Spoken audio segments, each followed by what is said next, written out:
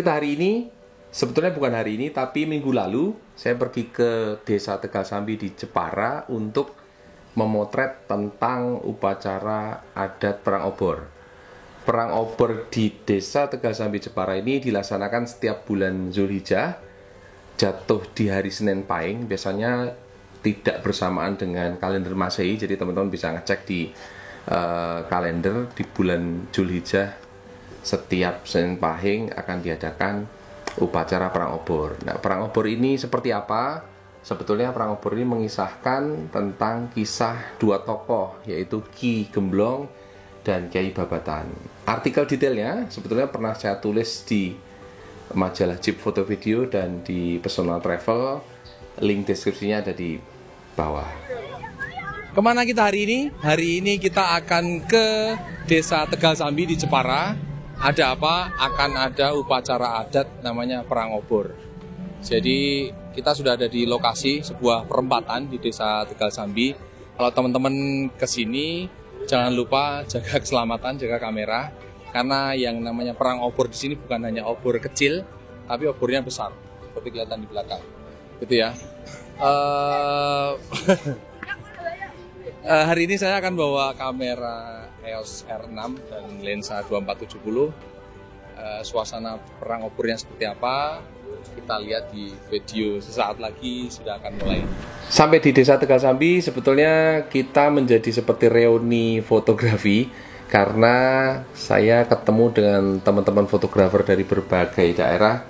Salah satunya adalah teman-teman grup dari Malang. Oke, sekarang saya ada di tengah-tengah. Kenapa minggir? Orang aja lu dibayar lo, tenang ya. Ketemu sama teman-teman dari Malang. Kasihan lo. Mau tanya settingan kamera, poin 3. Kasihan lo, mereka saweran sampai sini loh. Jadi nanti hanya untuk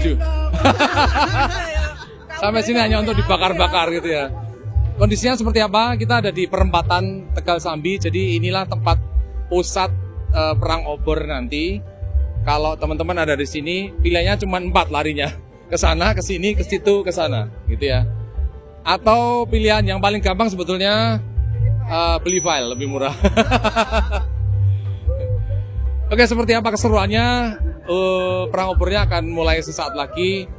Jadi akan kita lihat seperti apa kemeriahannya. Sekarang mungkin masih rame ya, tapi sebentar lagi pasti langsung bubar. Seperti tahun-tahun sebelumnya waktu Perang Obor, suasananya crowd banget, orang-orang sudah banyak. Jadi perkiraan saya adalah kalau saya akan bawa alat-alat yang banyak mungkin akan merepotkan. Jadi kemarin saya cuma bawa body EOS R6, lensanya 2470 f2.8 RF. Kemudian saya bawa kamera cadangan. Siapa tahu kalau kamera besarnya ada bermasalah. Kemudian saya bawa mic Saramonic untuk ngobrol ke kamera utama. Kemudian saya juga bawa EOS R. Sekarang EOS R-nya lagi dibuat untuk rekaman video ini ya. Ya, itu dia EOS R. Oke, kita sudah ada di tengah Desa Tegal Sambi di perempatan. Jadi di sana sudah berkumpul beberapa teman-teman pemain Perang Obor. Sekarang sih masih berkerumun ya. Tapi nanti kalau itu sudah nyala, kita semua akan lari sendiri-sendiri cari selamat gitu ya. Bisa lari ke sana, ke sini, ada 4 arah. Jadi akan seperti apa suasananya?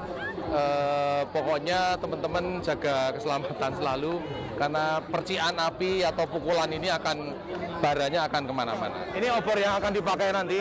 Pak Sinten namanya? Beni. Mas Beni. Sudah berapa kali Mas ikut ini? Setiap tahun? Oh, 4 kali. Pernah kebakar? Pasti lah ya. Pasti.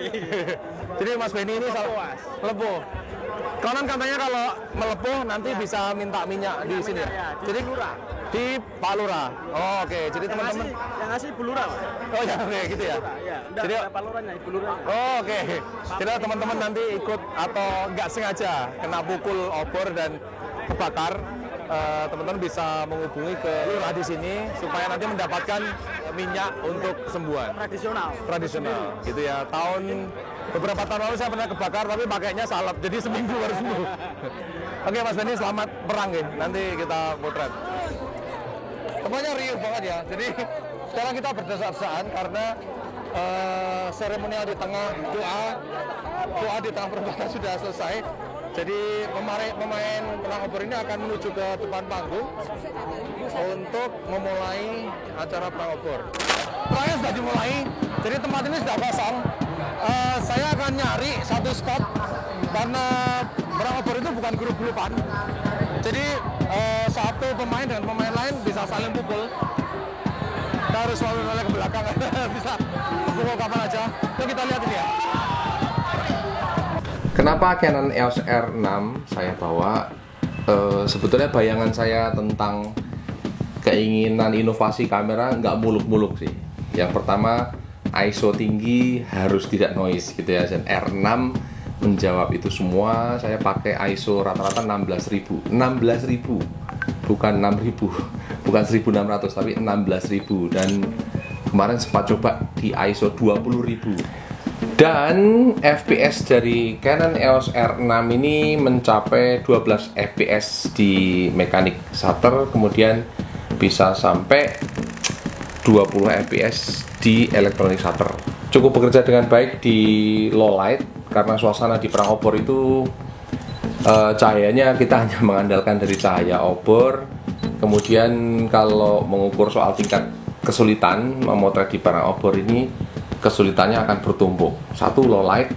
Dua, pergerakannya akan cepat dari para pemain perang obor. Tiga, ya resikonya ya teman-teman, resiko kita berdesak-desakan, kita tabrak-tabrakan mungkin dengan teman-teman fotografer yang lain ataupun penonton. Kemudian belum lagi soal api, percikan api. Jadi dengan satu kamera kemudian satu lensa kemarin saya rasa sudah cukup. Agak kacau karena semuanya udah, penonton juga jalan, semuanya jalan. Kak Ibu sini, Ibu nggak ikut perang obor, Bu? Enggak. Kenapa, Bu? Nanti cantiknya hilang. Oh gitu ya. Katanya cantiknya hilang. Mungkin tahun depan kali ya, Bu ya, latihan dulu ya. Oh, latihan dulu. Iya. Ya kita putar lagi. Resolusi 20 megapiksel adalah hasil gambar dari Canon EOS R6. Kemudian dia punya image stabilization, cukup membantu ya di low light. Kemudian karena kemarin pakai lensa RF, jadi ada custom ring button.